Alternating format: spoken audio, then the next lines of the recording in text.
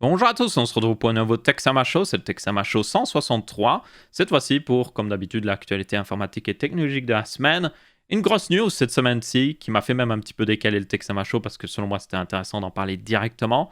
C'est l'annonce des RTX 3000 de Nvidia. Donc on a toutes les informations, c'est fini les rumeurs, on a les specs, on a les graphiques de performance indiqués par Nvidia qui évidemment faut prendre avec des pincettes parce que ça vient d'NVIDIA, ils vont forcément montrer les meilleurs chiffres possibles.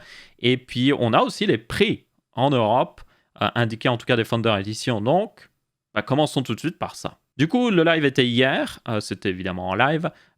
J'ai fait sur ma chaîne, vous avez peut-être déjà dû le voir.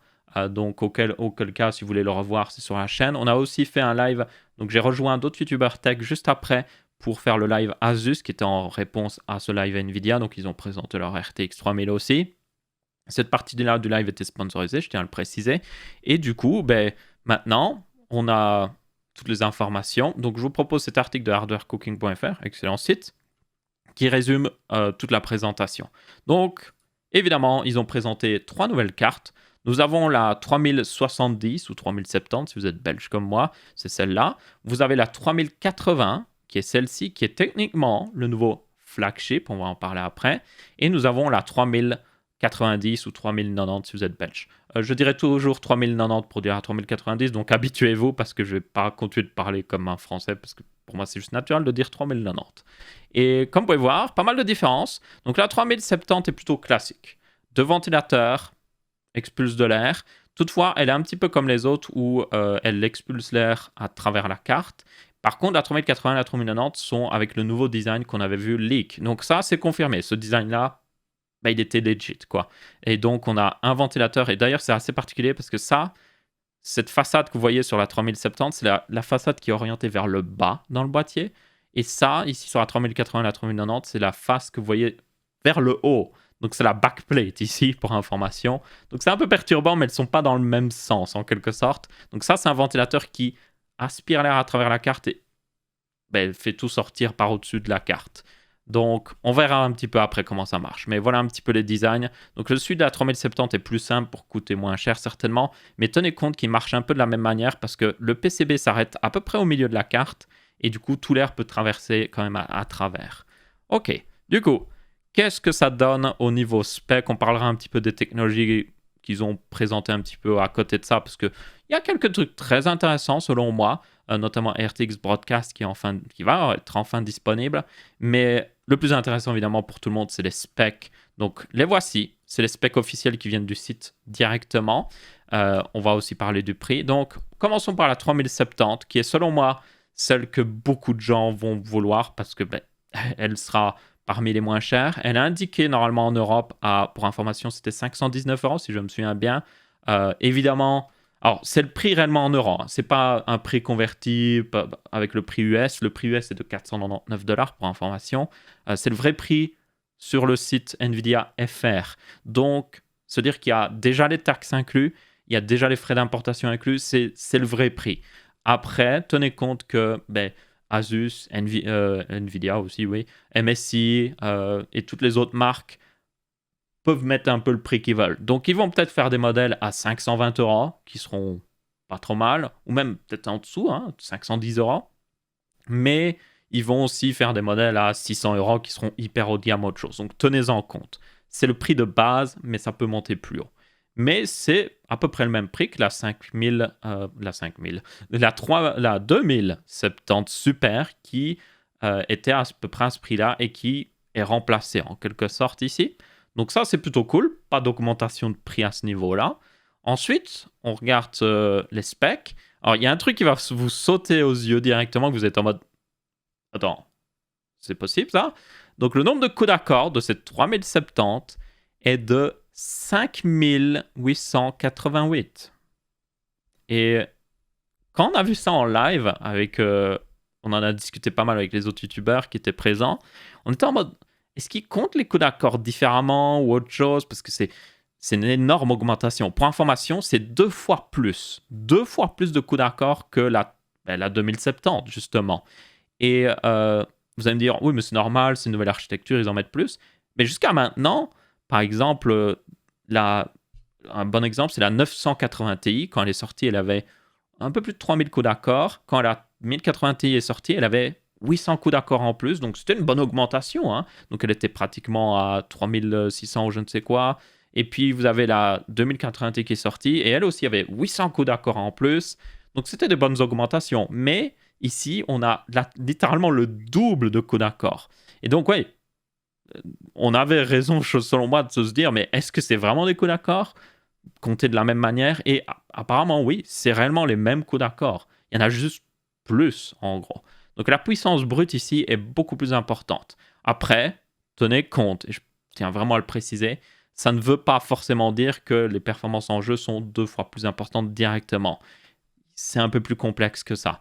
Donc, tenez vraiment en compte, il faudra voir les benches officiels, les benches de tous les sites de review pour vraiment en être fixé si cette puissance brute supplémentaire se traduit par plus de FPS dans les jeux, tout simplement. Ensuite, on a 8 Go de GDDR6. C'est, selon Nvidia, suffisant. Ils ont testé, la plupart des jeux n'utilisent pas vraiment plus. Selon moi, j'argumenterais qu'ils n'utilisent pas plus parce qu'ils savent que la plupart des cartes n'ont pas plus. Hein. C'est un peu le... Comment dire? C'est la logique de la poule et de l'œuf. Un peu, oui, c'est un peu ça. Mais oui, forcément, par exemple, oui, pendant pas mal d'années, on a eu que des processeurs 4 cœurs. Donc la plupart des jeux n'ont pas été optimisés pour plus que 4 cœurs. Parce qu'il n'y avait pas besoin d'optimiser pour plus que 4 cœurs, vu que la plupart des gens n'avaient pas de processeur 6 cœurs ou 8 cœurs. Donc, en gros, le marché était comme ça à cause que le marché se limitait de lui-même. Donc, selon moi, on pourrait avoir plus de RAM vidéo sur une carte graphique et certainement les développeurs l'utiliseraient. Mais bon, 8 Go de GDDR6, c'est ce qu'on a sur cette 3070. Personnellement, je pense que ce serait mieux d'avoir plus, mais bon. On a ensuite le reste des specs qui sont plutôt classiques. Elle supporte jusqu'au 8K. Elle a de l'HDMI 2.1 pour ceux qui se demandent. Ça, c'est bien pour être future-proof. HDCP 2.3, ça c'est juste la protection des données. C'est pas très intéressant pour vous. C'est même désavantageux pour vous. Et le plus intéressant, c'est l'enveloppe thermique. Donc, elle consommerait jusqu'à, pour information, 220 watts pour toute la carte entière.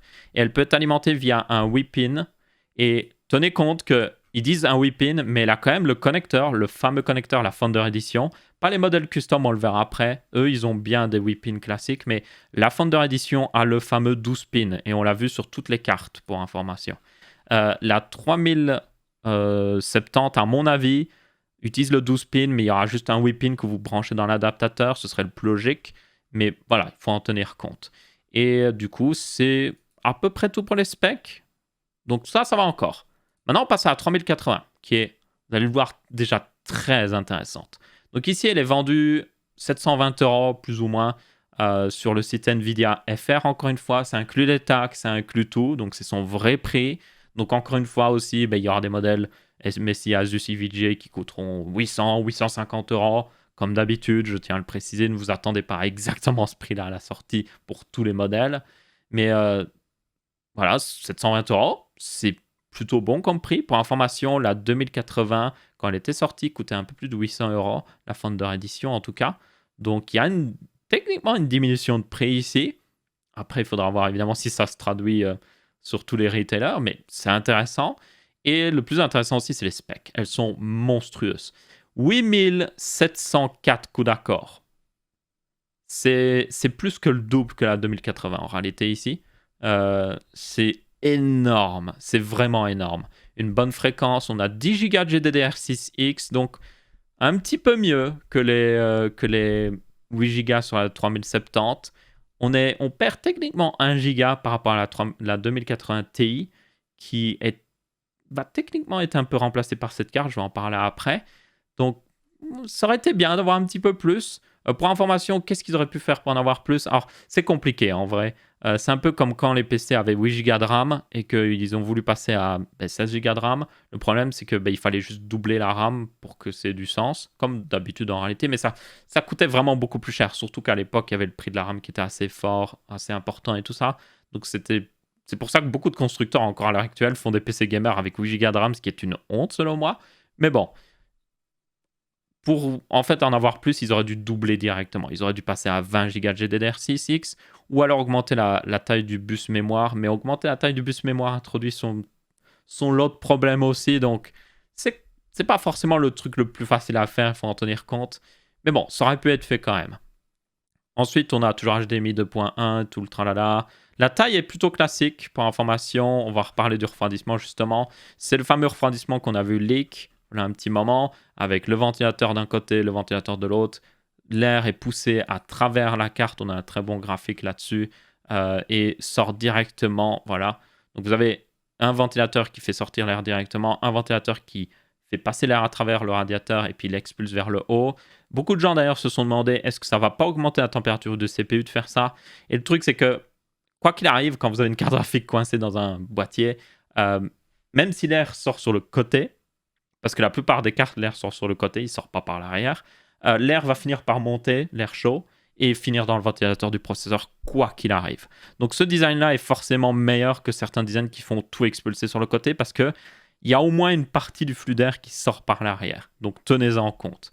Après, forcément, oui, ça va faire chauffer un petit peu plus le CPU, c'est garanti d'avance. Il faudra comparer avec des full refroidissement qui expulsent tout sur le côté, mais forcément, oui, ça fait un peu chauffer le processeur. Et du coup, c'est aussi plus logique d'un point de vue flux d'air, parce que beaucoup de gens l'oublient, ça, mais le flux d'air, c'est pas juste vous mettez un ventilateur et puis voilà, il y a du flux d'air et puis c'est fini. Le truc, c'est que plein de choses peuvent affecter le ventilateur. Vous mettez une mèche à l'avant pour filtrer les poussières, ça réduit le flux du ventilateur. Le ventilateur va peut-être tourner à la même vitesse, mais il y aura moins d'air qui va passer à travers. Vous pouvez avoir un ventilateur qui tourne à pleine vitesse et qui a rien d'air qui passe à travers si vous le bouchez totalement.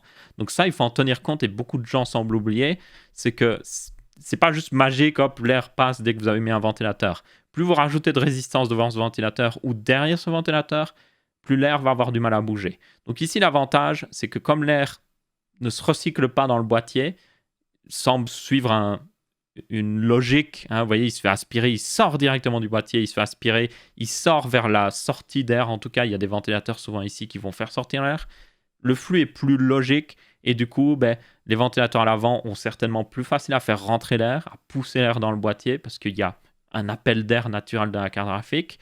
Et aussi, ils ont plus facile à faire sortir l'air parce qu'il y a de l'air qui arrive directement et du coup, c'est plus facile de faire sortir. Donc tenez-en compte que ça peut aider, il faudra tester pleinement, mais normalement ça peut aider au niveau du flux d'air. Après, ça c'est le modèle Thunder Edition, encore une fois. Les modèles custom qu'on va voir après sont beaucoup plus classiques.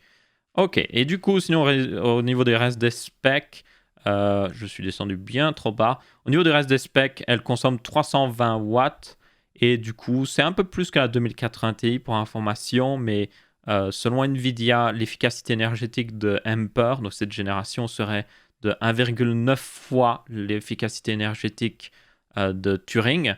Donc, ce qui veut dire en gros que c'est pour le même nombre de FPS dans un jeu. Par exemple, vous allez sur, je sais pas moi, Fortnite, vous jouez à 60 FPS. Pour le même nombre de FPS, la carte Ampere consommera normalement pratiquement 2 fois moins d'électricité que la carte Turing. Après, c'est évidemment leurs chiffres officiels, il faudra les confirmer. Mais voilà, donc en gros, visiblement, ce qu'ils ont fait ici, c'est que ils auraient pu faire une carte qui consomme exactement la même chose que la 2080 Ti, qui a toujours un bon boost de performance, mais ils se sont dit, poussons les performances au max, quoi. Allons au maximum et donnons le maximum de performance. Ok, on est pratiquement 2 fois plus efficace, mais donnons encore plus de performance derrière. Donc personnellement, ça ne me dérange pas, parce que même si vous êtes en mode « Ah, mais moi je veux qu'elle consomme moins », vous pouvez toujours acheter cette carte, aller un petit peu la downclocker ou réduire même son voltage, c'est tout à fait possible, et économiser, la faire. Du coup, elle boostera moins haut, elle consommera moins d'électricité, mais vous aurez toujours des très bonnes performances. Vous pouvez toujours faire ça. Par contre, quand vous avez une carte qui est limitée à 280 watts, vous ne pouvez pas juste la faire consommer 320 watts d'un coup comme ça. Donc, je préfère une carte qui consomme plus, qui a la possibilité de consommer plus de base, comme ça je peux la tuner comme je veux un petit peu. Et ça reste raisonnable encore, vu le nombre de la performance que vous avez derrière. Après, évidemment, il faudra tester, voir si justement les chiffres qu'on a vus, que Nvidia a un peu montré jusqu'à maintenant, que je vais vous montrer juste après, sont valides. Et enfin, la dernière carte, c'est la 3090, qui est le Big Daddy, le gros monstre. 10 496 coups d'accord. Yep. 24 Go de GDDR6X. Et puis les autres specs sont assez classiques, HDMI 2.1 et tout ça. Et puis la consommation 350 watts. Et surtout, oui, la taille du refroidissement Founder Edition qui est énorme, c'est celle-là. Hein. Vous voyez que dans la main de Jensen, c'est un peu plus gros que la 3080. Hein, un petit peu plus gros. Elle fait 3 slots. Donc c'est-à-dire qu'en termes d'épaisseur dans votre boîtier, elle prend 3 slots. Elle est plus longue, elle est plus haute aussi. Elle est juste énorme en fait. Mais elle utilise à peu près le même principe de refroidissement comme vous pouvez voir. Et elle a toujours un connecteur 12 pins, tout comme la 3080 pour ceux qui se demandent. Et c'est à peu près tout au niveau des specs bruts, des Founder Edition en tout cas. Maintenant, il y avait du coup un petit peu des chiffres de performance qu'ils ont montré. Il y avait celui-là notamment. Ça, c'était juste des performances pures ray tracing. Donc par exemple, dans Minecraft, Turing, Emper est pratiquement 2 fois plus performant que Turing. Après, comme vous pouvez voir, ils disent pas avec quelle carte, ils disent pas quels sont les paramètres de test, à part que c'est testé en 4K, avec un Core i9 d'ailleurs, ça c'est plutôt intéressant, on en parlera après. Et voilà, ils n'en disent pas plus, donc c'est très, oui, c'est plus performant, hein, mais on vous dit pas exactement dans quelles conditions et tout ça. Hein. Il y avait aussi ce graphique, voilà, ici, qui montrait... il montre pas il n'a pas pris le screenshot avec la 3070 affiché sur ce graphique. Mais en gros, il montre que voilà, la 3080 coûte... Donc ça, c'est la barre de bas, c'est le prix. La barre du ici, c'est les performances globales, en gros. Et vous voyez que la 3080 coûte le même prix qu'une 2080 Super et est plus performante qu'une 2080 Ti.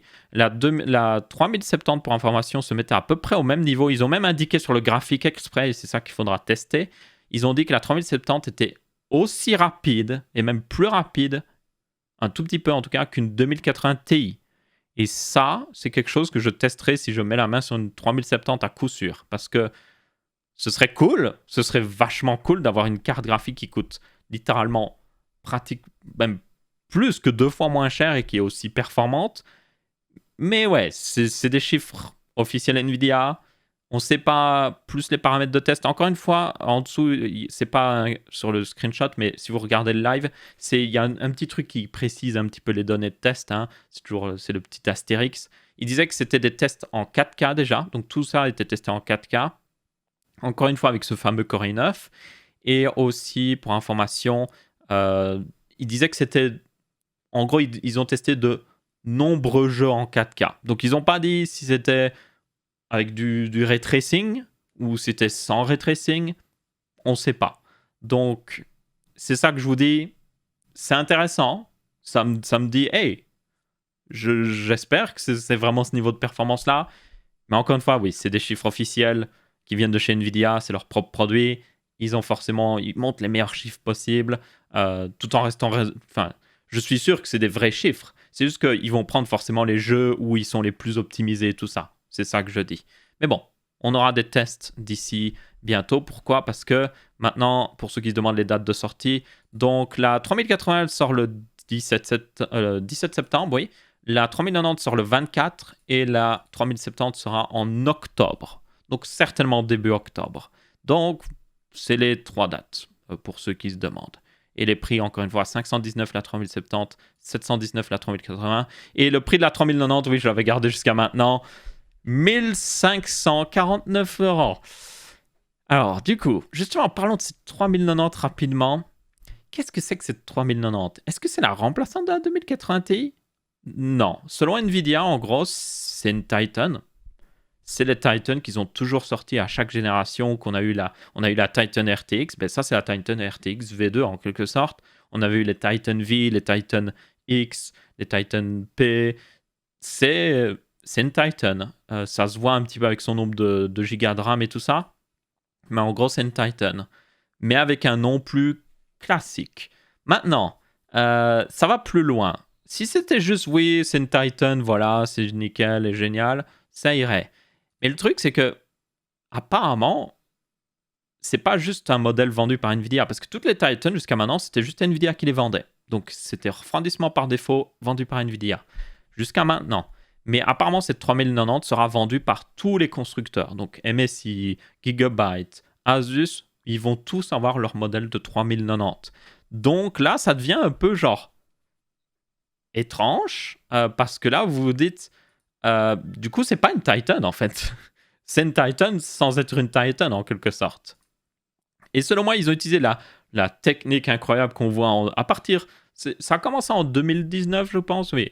C'est la technique du ultra haut de gamme. C'est en gros, votre haut de gamme existe toujours. Il est toujours au même prix. Donc, vous voyez que la 3080 est même techniquement moins chère que la 2080 Ti.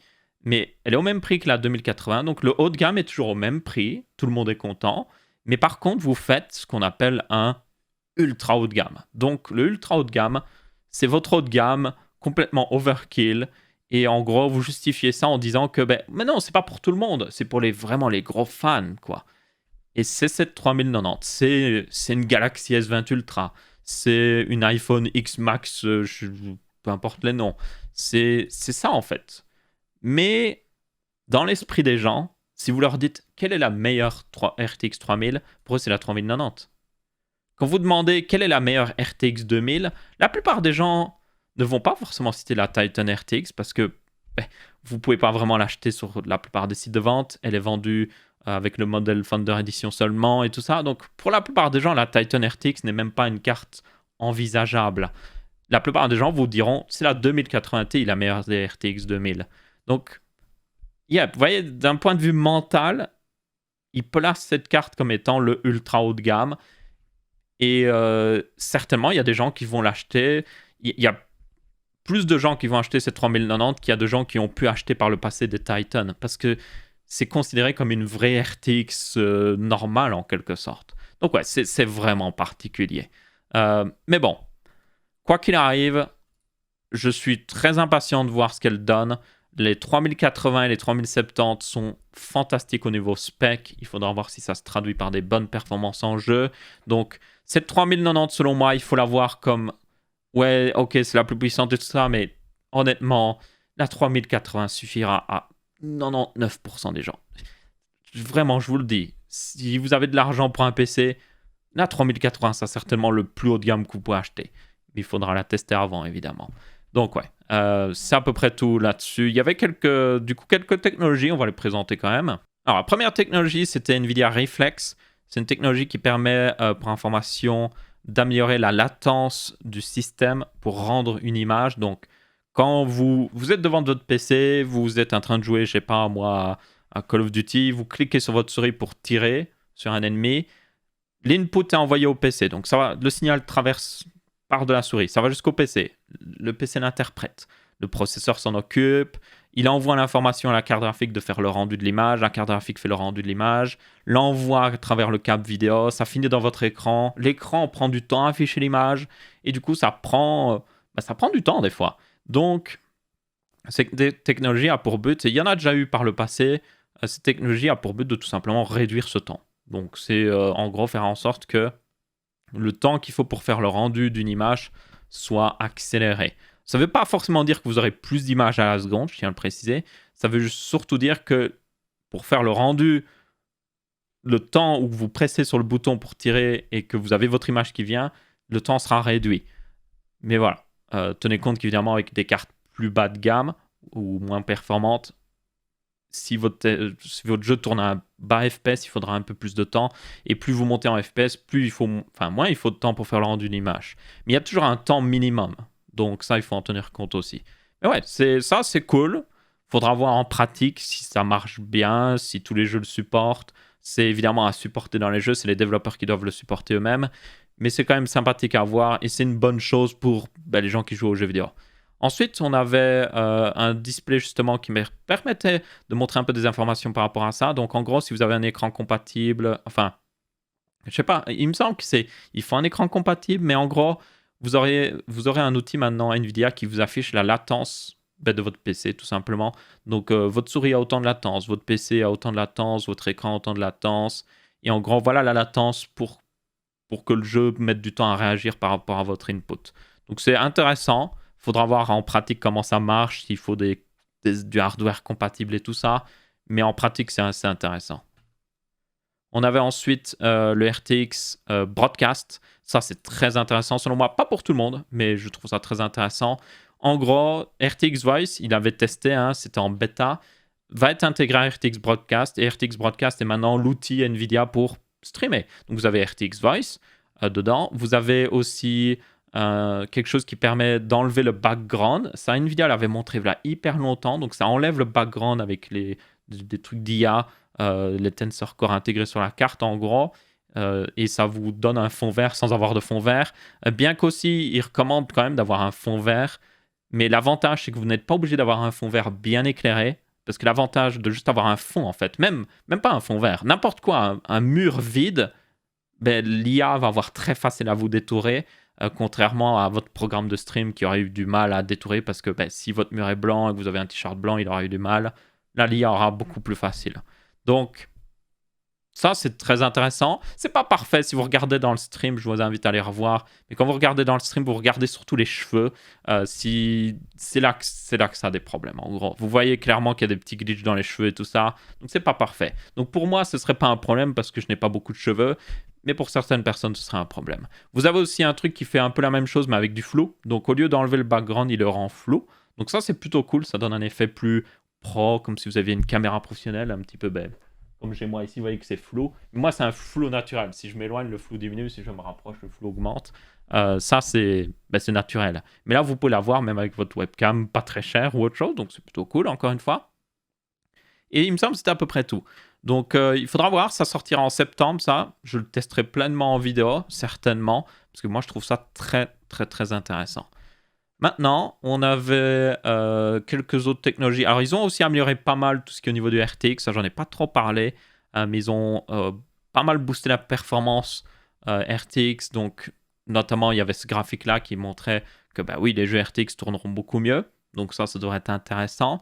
Après, évidemment, ça demandera à être testé. Mais comme vous pouvez voir, d'ailleurs, encore une fois, on ne sait pas quelle carte il parle ou autre chose. Donc, on manque un petit peu de données. Ensuite, on avait RTX IO.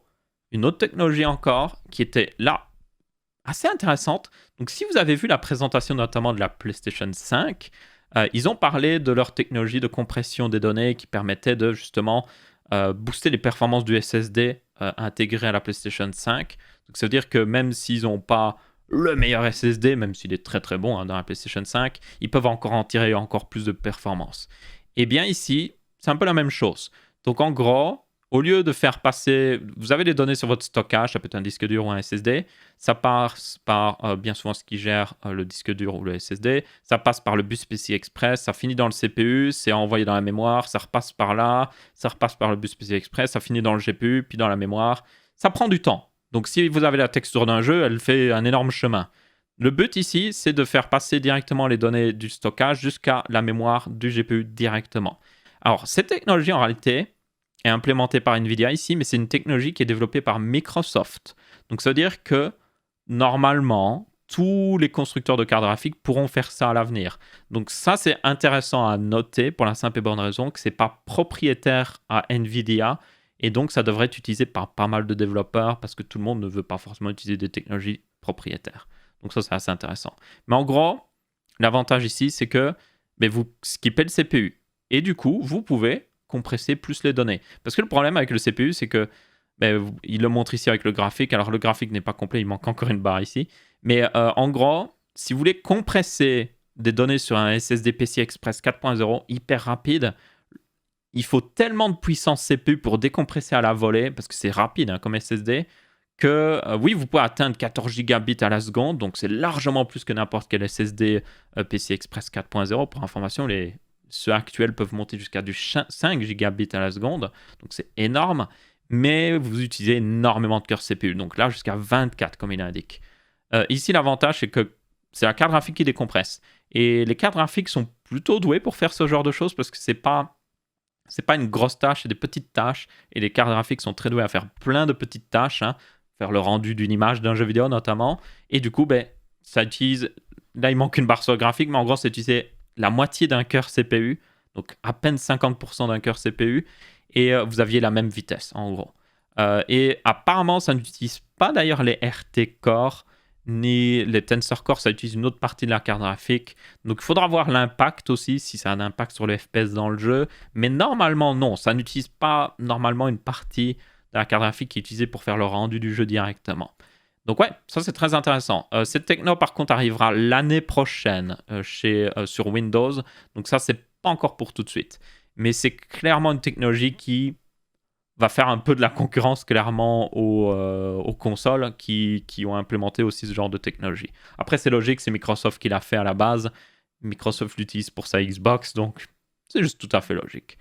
Et sinon, au niveau des autres technologies, il n'y en avait pas vraiment beaucoup plus. Il y avait d'autres outils qu'ils ont montrés. Ils ont montré un outil de machinima. C'est un outil que vous pouvez utiliser en gros pour créer des machinima dans un jeu. Donc les machinima, c'est en gros c'est des petites vidéos scénarisées créées dans des jeux vidéo. Notamment, ça s'est fait beaucoup avec Minecraft. Mais ouais, vous avez déjà dû en voir. Et du coup, c'est un outil officiel à Nvidia qui vous permet de faire tout en fait d'une machinima. Vous pouvez mettre des trucs où vous voulez, bouger les personnages comme vous voulez. Vous avez même du motion capture avec une webcam, avec le genre les tensor cores de la carte graphique. Donc ça, c'était très intéressant. Genre, quelqu'un bouge comme ça, il bouge les bras et la carte graphique détecte le mouvement, en gros, sans avoir de caméra 3D ou autre chose. Donc ça, c'était très intéressant. Et en gros, ça vous permettait de faire des machinima, quoi. Donc des petites vidéos scénarisées. Pas pour tout le monde. Ça arrive en octobre, apparemment. On verra ce que ça donnera. Mais voilà, c'était un peu toutes les grosses technologies qu'ils ont présentées lors de cette présentation, ce qui est déjà franchement pas mal, soyons honnêtes. Maintenant, les cartes custom, vite fait, nous avons la line-up Asus avec la toute nouvelle Strix. Ils ont changé le design, comme vous pouvez voir. Ça, c'est cool à voir parce que, selon moi, la Strix commençait à faire un petit peu de tâche niveau design par rapport aux nouvelles cartes mères Asus. Parce que les nouvelles cartes mères Asus étaient toutes jolies avec un design que je trouve très classe, très moderne. Et puis les cartes Strix étaient plus anciennes. Vous voyez, l'ancien design Asus où il y avait des petits tracés de circuits électroniques ou je ne sais quoi, surtout sur la backplate. Je l'ai sur ma backplate et c'est un petit peu le cas. Ouais, ça faisait un peu bizarre avec les cartes mères. Donc là, c'est un nouveau design qui ressemble aux cartes mères, justement. Elles sont plutôt classe. Bonne intégration du RGB à fond, d'ailleurs, sur le côté, comme vous pouvez voir. Ça, ils n'ont pas lésiné là-dessus. Et évidemment, comme d'habitude, on devra avoir des 3090 et tout ça. Ensuite, on a les TUF, les voilà ici. Donc là, d'ailleurs, c'est écrit 3090 sur la boîte, mais je ne suis pas sûr que ce soit forcément une 3090. Mais bon, voilà une TUF, plus classique, mais gros refroidissement quand même. Donc ça, c'est cool. On avait aussi les Dual, qui elles sont plus classiques, plus sages niveau design, et aussi de ventilateur, vu que c'est Dual. Elle est plus grande qu'un slot PC Express, toutefois, comme vous pouvez voir, mais je pense que ça, c'est des cartes qui plairont à beaucoup de gens. J'avais beaucoup recommandé la 2070 plutôt, pas super, mais Dual de chez Asus, parce que pendant pas mal de temps, elle était restée à 400 €. C'était un excellent deal. S'il y a quelqu'un qui regarde ces vidéos qui l'a, vous avez encore une très bonne carte, je peux vous le garantir. Mais bon. Et du coup, on a aussi les cartes Aorus, donc Gigabyte. Donc on a notamment la grosse, genre juste énorme en termes de design. Les ventilateurs ont l'air d'être hyper proches d'ailleurs. Quand je regarde ça, j'étais un peu en mode wow, what the fuck. Vous avez du coup la Gaming OC qui est plus classique. Elle ressemble un peu au design qu'on a jusqu'à maintenant, mais encore un peu plus poussé, je dirais, un peu plus typé. On a la Eagle OC. Je ne sais pas si elle est censée être plus haut de gamme ou moins haut de gamme que la Gaming OC, on verra bien. Mais voilà à quoi ça ressemble un petit peu. Plutôt beau design. On a l'écran OLED d'ailleurs sur les toutes grosses ici qui indique la température carrément. Nous avons ensuite les designs de MSI. Donc notamment, nous avons la Gaming X Trio, la classique hein, chez MSI, la plus haut de gamme. Elle ressemble assez bien au Gaming X actuel. Elle est un petit peu update quand même en termes de design, mais c'est un peu la même philosophie. Et selon moi, c'est parmi les plus belles cartes. Je les aime vraiment bien en termes de design, donc c'est cool de voir qu'ils le gardent ici. Il y a juste une différence toutefois, c'est que la Gaming X, normalement, le slot NVLink ici était toujours plus bas. Et du coup, le ventilateur ici était toujours plus petit. Donc, les trois ventilateurs ne faisaient pas la même taille. Alors que maintenant, tout est symétrique. Donc ça, c'est la grosse différence que je vois. Nous avons aussi la Ventus, qui sera certainement la plus intéressante pour beaucoup de gens. Parce que c'est littéralement celle qui est la plus abordable souvent, mais toujours bien refroidie. Et vous voyez que là, elle est beaucoup plus massive. Elle a 3 ventilateurs, alors que d'habitude, les Ventus, c'est toujours 2 ventilateurs. Donc ouais, ils l'ont sacrément EP ici. Après, elle ne semble pas faire totalement 3 slots. Elle fait à peu près la hauteur d'un slot PC Express. Donc elle paraît grosse, mais elle n'est pas aussi grosse que celle qu'on a vue juste avant ici, qui est plus haute aussi, en plus d'être assez profonde, évidemment. Et puis, on avait les EVGA qui ont encore changé pas mal de design. Je ne sais pas trop ce que fait EVGA à chaque génération. À chaque génération, ils changent radicalement le design et je suis en mode Oui, c'est particulier. Je suis pas sûr de cet accent rouge à l'arrière, par exemple. Ça, je suis en mode, pourquoi? Là, par contre, ça a l'air cool, ça a l'air d'être RGB, donc ça permet de personnaliser selon votre config. On a un design très wavy, je suppose. Mais ouais, personnellement, je suis pas forcément fan du design. Après, si les performances sont bonnes, la XC3, donc qui sera un peu plus classique, a l'air d'être justement plus classique, donc on verra bien. Il y a aussi la hybride copper, donc ça c'est avec un waterblock intégré. Ça pourrait être plutôt intéressante pour moi par exemple. Et vous avez la Kickpin, qui est la méga overkill fait par Kingpin, qui est un overclocker reconnu dans le monde pour ceux qui se demandent. Et celle-là, elle sera totalement overkill, mais pas pour tout le monde, clairement. Ensuite, on change totalement de sujet. On a fini avec les RTX ici, rassurez-vous. On passe à cette fameuse vidéo Megaport que j'ai sortie en début de semaine. Donc, pour information, Megaport est un retailer qui vend des PC préconfigurés et qui a aussi un configurateur. J'ai sorti une vidéo en début de semaine où j'évaluais personnellement une de leurs configs fait sur leur configurateur. Je tiens vraiment à le préciser. Je l'ai précisé dans la vidéo, mais beaucoup de gens, je pense, n'ont pas forcément regardé. Cette config a été faite sur le configurateur directement. La seule différence, c'était la carte qui n'existe pas sur leur configurateur, la carte graphique, mais tout le reste était disponible dessus. Le but de la vidéo, pour moi, c'était un petit peu de tester, voir déjà vos retours. Ça, c'était le plus important et j'ai beaucoup précisé dans la vidéo. Je veux des retours pour ceux qui ont déjà commandé, voir ce que vous en pensez, quel problème avez-vous eu, quel pas de problème avez-vous eu, justement, est-ce que tout était nickel ou autre chose. Et c'était aussi pour moi une occasion de voir ce que donnait vraiment leur config. Est-ce que le montage est bien fait? Est-ce que... surtout le montage est bien fait en réalité, parce qu'il y a certaines fois des constructeurs qui ne montent pas forcément de la meilleure façon. Du coup, beaucoup de gens ont exprimé leur avis, et je dois bien avouer que Megaport a des problèmes, a des gros problèmes. Et c'était le but de cette vidéo aussi pour moi, c'était d'avoir des avis. Du coup, 3 gros problèmes avec Megaport.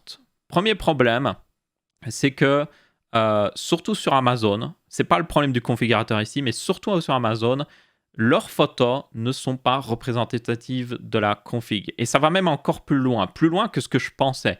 Ça va même au point même que, en gros, des fois, ils mettent des pièces même dans la description, mais c'est pas les mêmes que vous recevez. Des fois, ils disent que vous allez avoir une carte MSI et vous avez une carte no-name, en gros, une carte graphique qui... Il n'y a aucune marque dessus. Vous savez même pas d'où ça vient, en gros. Et alors, ça, c'est pas vraiment le problème qui donne une carte no-name. Beaucoup de constructeurs le font. Vous prenez un PC Acer, vous aurez une carte no-name dedans. Vous prenez un PC même Asus, en font des petits PC préconfigurés. J'en ai un sous la main parce que j'en répare un pour quelqu'un que je connais. Il y a beaucoup de trucs no-name dedans, genre la RAM et tout ça. C'est classique dans l'industrie. Le problème ici, c'est que ils sont pas honnêtes avec vous. Ils le disent pas dans la liste que c'est genre une carte graphique quelconque ou autre chose. Des fois, ils disent ou ils montrent une image en tout cas où on voit une carte MSI, tout ça. Et ça, c'est un énorme problème. C'est plus un problème que ce que je pensais et ça doit être adressé tout de suite par Megaport, selon moi. Deuxième problème avec Megaport, c'est justement le choix de ces pièces. Des fois, ils font des mauvais choix. Alors, ça reste discutable parce que le problème aussi que je vois, je comprends en partie leur problème ici, c'est que les gens veulent le PC le moins cher possible. Les gens sont en mode, j'ai 400 euros, je veux un PC qui fait tout tourner. Et du coup, ils sont en mode, pour 400 euros, t'as pas grand chose, quoi. Et moi, je pourrais vous faire une config pour 400 euros, mais bien souvent, quand je fais une config pour 400 euros, je vais dire aux gens, très honnêtement, je vous dis, prenez un processeur Ryzen avec une partie graphique, et ça permet de jouer, pas avec beaucoup de détails, mais ça permet de jouer. Et puis, 2 mois plus tard, 3 mois plus tard, vous achetez une carte graphique et vous la mettez dans le PC, et là, vous avez un bon PC gamer. Sauf que eux, ils essaient de faire un PC complet directement. Ils font pas en 2 étapes ou autre chose, ils font un PC complet directement. Et le problème, c'est que leurs choix ne sont pas toujours les meilleurs, tout simplement. Et ça, c'est un autre problème qu'ils avaient. Et le vrai problème avec ça, c'est que moi, vous pourrez évaluer certainement les pièces, vous dire non, ça c'est pas très bon, je vais plutôt prendre l'euro de configuration qui est meilleur selon le prix et tout ça. Mais monsieur, tout le monde ne sait pas forcément évaluer comme ça. Et c'est un problème. Et moi, dans ma vidéo, le truc aussi, c'est que moi, quand je fais une vidéo sur ma chaîne, ma vidéo est adressée aux gens qui regardent ma chaîne.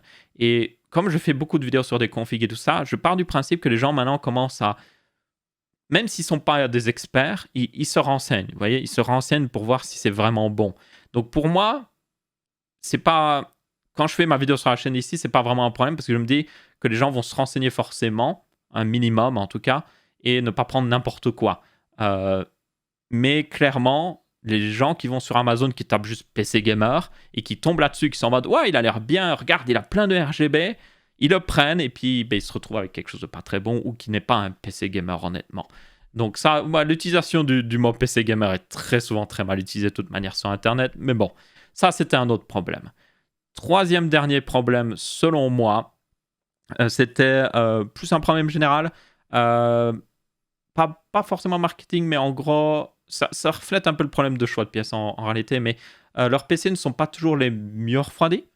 Notamment, leurs ventilateurs sont des fois trop bruyants. Donc, leurs fameux ventilateurs RGB qu'ils incluent avec tous leurs PC pour faire joli, hein, que moi, je n'ai pas eu dans le PC là parce que j'ai demandé d'autres ventilateurs justement sur leur configurateur.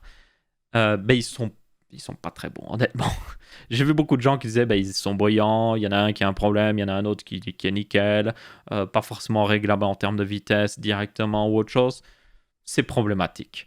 Donc ouais, ça c'est les 3 gros problèmes que je vois. Le premier problème de photos non contractuelles, de specs pas contractuels ou autre chose, ça doit être réglé tout de suite selon moi. Et je vais leur envoyer un mail juste après cette vidéo-là où je vais leur dire clairement, ça ce n'est pas normal.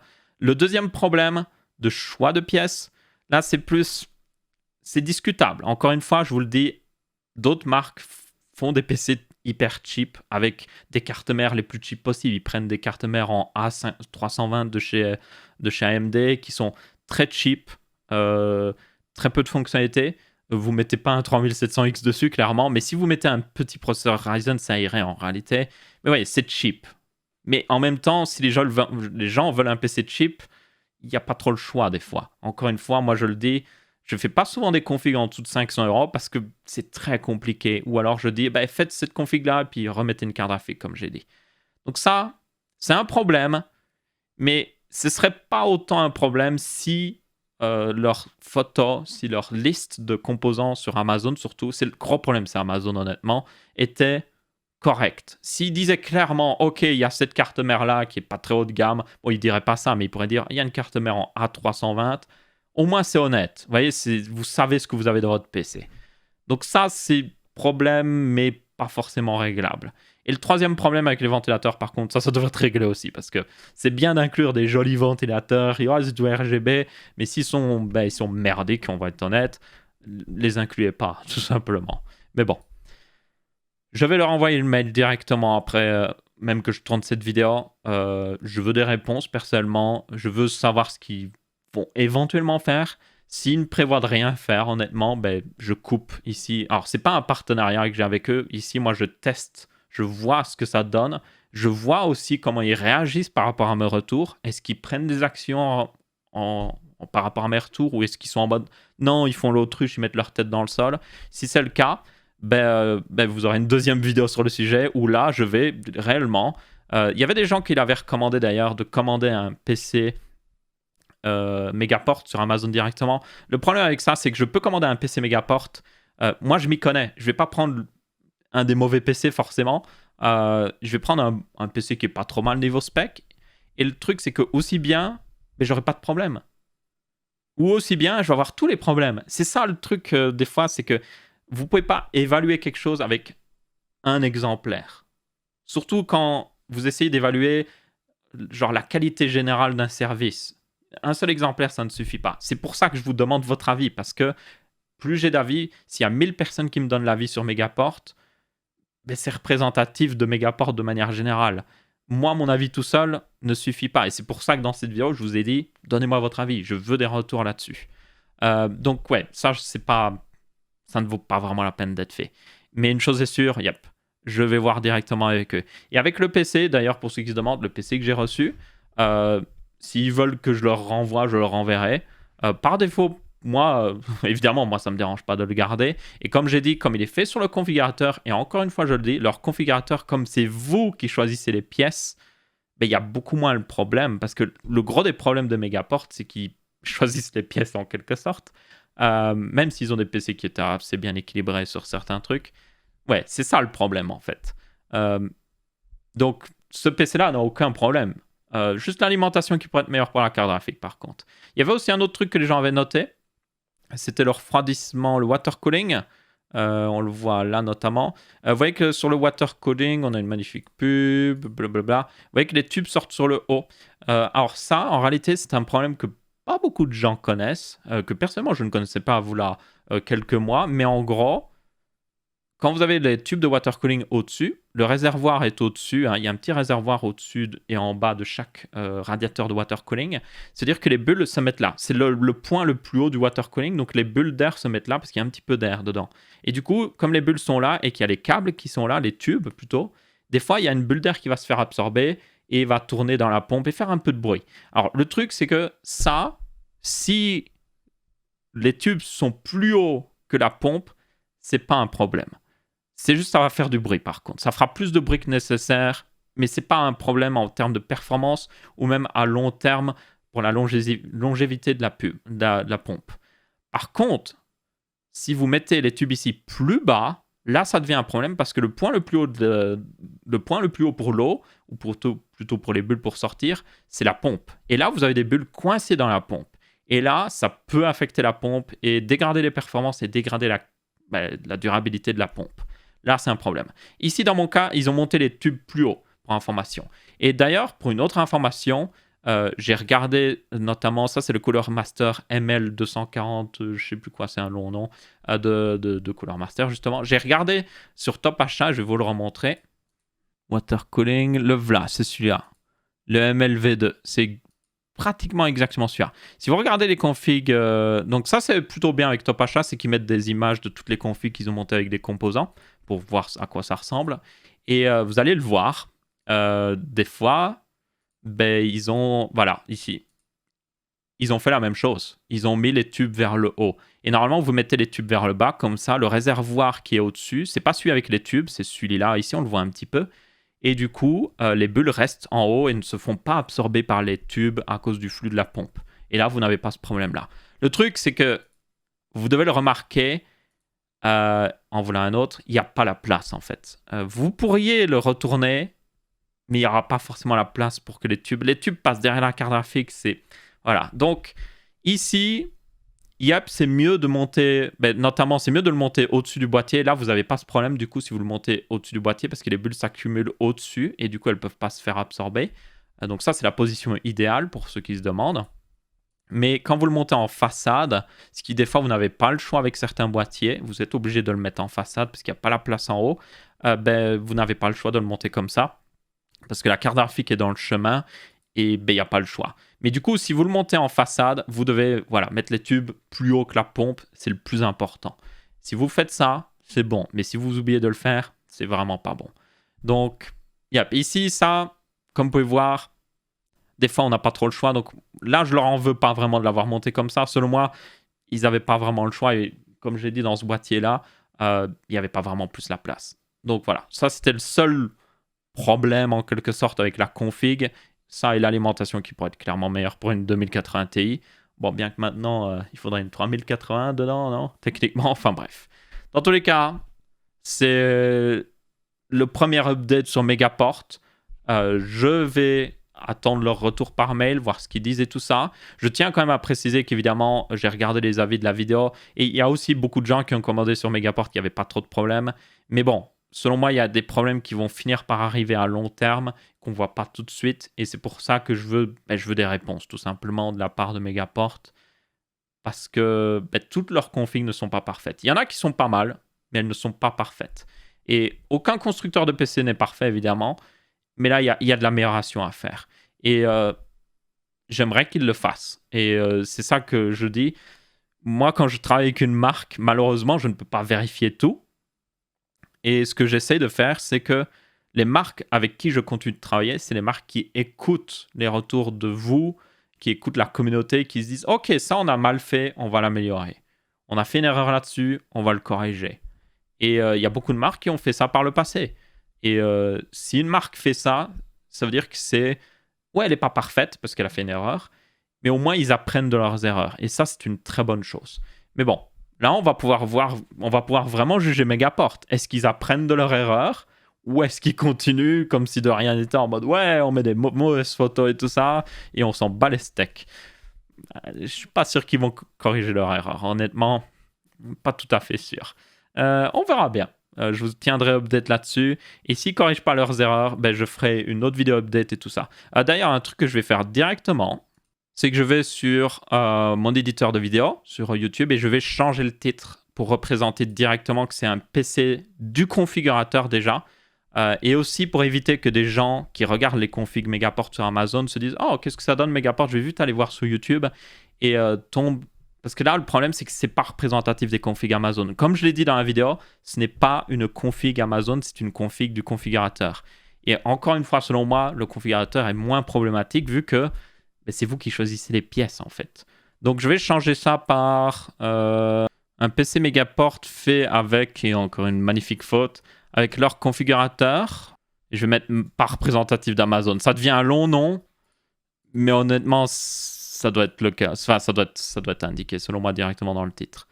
Voilà. Donc, si vous voyez que le titre a changé à un moment ou à un autre, c'est parce que je l'ai changé directement devant vous ici. Et dernier point, d'ailleurs, aussi, c'était justement avec le fait que certaines personnes disaient « Oh, c'est juste une vidéo sponsorisée. » Non, ce n'est pas une vidéo sponsorisée que j'ai fait sur Megaport ici. Oui, j'ai un PC derrière. Et forcément, vous pourriez vous dire « Oh, mais ça va forcément influencer ton avis. » Le truc, c'est que, selon moi, j'essaie d'être le plus neutre possible. C'est impossible d'être totalement neutre. Et ça, c'est même avec n'importe quelle marque. Même si je suis en mode, OK, je vais évaluer Asus. Je vais acheter moi-même un produit Asus. Je ne pourrais pas être 100% objectif. Parce que comme je l'ai acheté, peut-être que je vais me sentir... Oh, il y a mon téléphone qui sonne d'un coup. Je vais peut-être me sentir obligé de me dire, ah, mais j'ai pas envie de dire que j'ai acheté un mauvais produit. Donc, juste dire qu'il est pas hyper mauvais, mais que ça va encore. Il y a des gens, des fois, qui défendent des produits parce qu'ils l'ont acheté. Pas parce qu'il est bon ou autre chose, parce qu'ils l'ont acheté, qu'ils n'ont pas envie de dire qu'ils ont acheté de la merde, littéralement.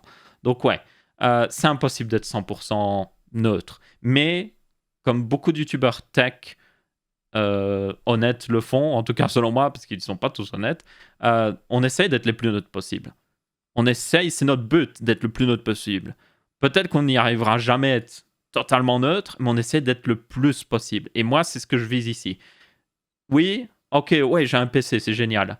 Mais le truc, c'est que si vous avez une chaîne YouTube, elle dure pendant des années. Si vous faites des trucs qui cassent la confiance avec les gens, avec vous, avec le public, ça sert à rien. Ça vous coûtera plus cher à long terme que juste d'avoir gagné un PC vite fait comme ça. Et j'ai déjà un très bon PC. J'ai déjà un très bon PC. La raison pour laquelle je trouvais intéressant d'avoir ce PC, c'est que c'est un PC sous Intel. Donc, quand les RTX, justement 3000 vont sortir, j'ai une configuration Intel pour tester le PCI Express 4.0 face au PCI Express 3.0. Et ça, c'est intéressant pour faire des vidéos pour vous que vous pouvez aussi vous dire hey, est-ce que je prends un processeur Intel ou AMD pour mon futur PC en tenant compte qu'il y a RTX 3000 Vous voyez, c'est intéressant. Et moi, c'est dans ce but-là que je me suis dit ça peut être sympa d'avoir cette config. Mais personnellement, j'utilise même pas comme ma config principale parce que j'ai déjà une très bonne config principale, water coolé et tout ça. Je n'ai pas besoin de plus. Mon PC est plus puissant. Plus de RAM, plus de cœur, plus une RTX 2080 Ti water coolé qui atteint des meilleures fréquences. Il est juste meilleur. Donc ouais, voilà, je tenais à faire aussi cette précision-là. Mais bon, du coup, semaine prochaine, prochain Texama Show, vous aurez une update là-dessus par rapport à leurs réponses, s'ils répondent, parce que peut-être qu'ils vont m'ignorer. On verra bien. Maintenant, quelques petites news rapides. On a d'abord une petite news sur Xiaomi, peu importe comment vous le prononcez, et leur capteur photo sous écran. Donc, on l'avait déjà vu. Ils sont alors techniquement troisième génération, donc c'est plutôt leur troisième version du truc. Mais en gros, ça, c'est une technologie qu'on attend depuis pas mal d'années. C'est de mettre la caméra selfie de l'avant du téléphone sous l'écran. Et du coup, pas de notch, pas de trou, rien du tout. Votre écran est totalement disponible pour votre vision et c'est génial. Du coup, ici, ils ont montré un petit peu leur technologie. Donc, ça, c'est la technique classique. Vous faites un trou, vous mettez la caméra. C'est ce que fait Samsung principalement et d'autres marques. Ça marche. Ensuite, on a la première technique qu'avait fait Xiaomi. C'était de, justement, réduire le nombre de pixels. Donc, en gros, au lieu d'avoir autant de pixels qu'un écran normal, il manque des pixels. Et ces pixels manquants permettent à la caméra de voir, tout simplement. Donc, ça réduit quand même la lumière que la caméra reçoit, il faut le tenir compte. Mais au moins, ça permet de voir. Ça marchait, mais comme vous pouvez le voir là, l'image n'était pas parfaite avec ça. Et du coup, dernière technique maintenant qu'ils utilisent et qui semble plutôt prometteuse, c'est d'utiliser des plus petits pixels. En gros, ils laissent plus d'espace entre les pixels tout simplement et les pixels deviennent plus petits. Et globalement, normalement, vos yeux, eux, ils verront toujours la lumière venir, ils interpréteront ça comme une jolie image. Mais vous pourrez peut-être voir un petit peu plus des... Si vous regardez vraiment de près, vous prenez une loupe ou autre chose, vous pourrez peut-être voir plus de trous justement entre les pixels ou comme s'il y avait quelque chose de visible un petit peu entre chaque pixel. Mais globalement, ça a l'air de plutôt bien aller. Il faudra voir ce que ça donne évidemment en pratique, hein. Donc là, vous voyez, là, il y a un trou, on le voit un petit peu. Là, on voyait encore un autre exemple ici. Voilà. Mais bon, une chose est sûre, ça, c'est une technologie qui va certainement être très populaire en 2011. Ça m'étonnerait pas que pas mal de flagships utilisent ce genre de technologie. Quoi qu'il arrive d'ailleurs, même si on voit un petit peu qu'il y a un trou quand même, pour moi, c'est quand même mieux que juste mettre un trou dans l'écran avec la caméra, parce qu'au moins, c'est mieux que ce soit en partie caché que juste un trou. C'est juste mon avis, mais au moins, ça gâche pas mon écran. Je peux voir quand même les pixels qu'il y a derrière là. Mais bon, je peux comprendre que certaines personnes préfèrent peut-être avoir juste un trou net et puis pas de bricolage ou je ne sais quoi. Mais bon, pour moi, les notches ont toujours été un bricolage depuis le début pour justement avoir des écrans plein écran, mais parce que il faut quand même mettre la caméra à l'avant, on met ça quoi. Ce qu'il faudra voir aussi, et ce qui pourrait être intéressant, c'est est-ce que c'est compatible avec les technologies de scan du visage pour déverrouiller le téléphone. Notamment les iPhones ont ça, et c'est la raison pour laquelle il y a toujours une note sur les iPhones. Et je dois bien avouer que cette technologie, justement, j'ai un iPhone, j'ai pu le tester pas mal, et honnêtement, c'est vraiment pratique de juste... Vous regardez votre téléphone, il est déverrouillé instantanément, et c'est aussi très sécurisé. C'est vraiment génial, quoi. Bon, évidemment, Apple a plein de scans de ma tête maintenant, mais bon, tenez compte que de toute manière, juste vous utilisez une webcam, il y a certainement beaucoup de chances que plein d'autres entreprises, genre Google, avec toutes les selfies que vous avez pris, ils ont déjà un scan de votre visage aussi, ne vous inquiétez pas.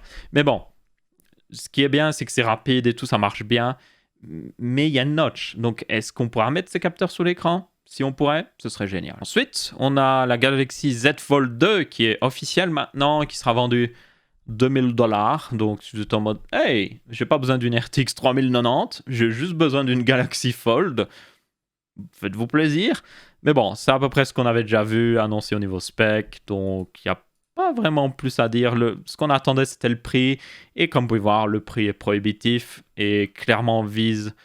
Ce genre de prix, c'est vraiment pour les fanboys Samsung qui veulent tester la technologie. C'est la deuxième génération de la technologie. Ils veulent tester absolument. Et honnêtement, ces gens-là servent un peu de bêta-testeurs en attendant d'avoir dans quelques années des Galaxy Z Fold Lite ou je ne sais quoi qui coûteront 1000 € et puis 800 € et puis à la fin on aura des téléphones pliables certainement à 300 €. Un peu comme les smartphones actuels.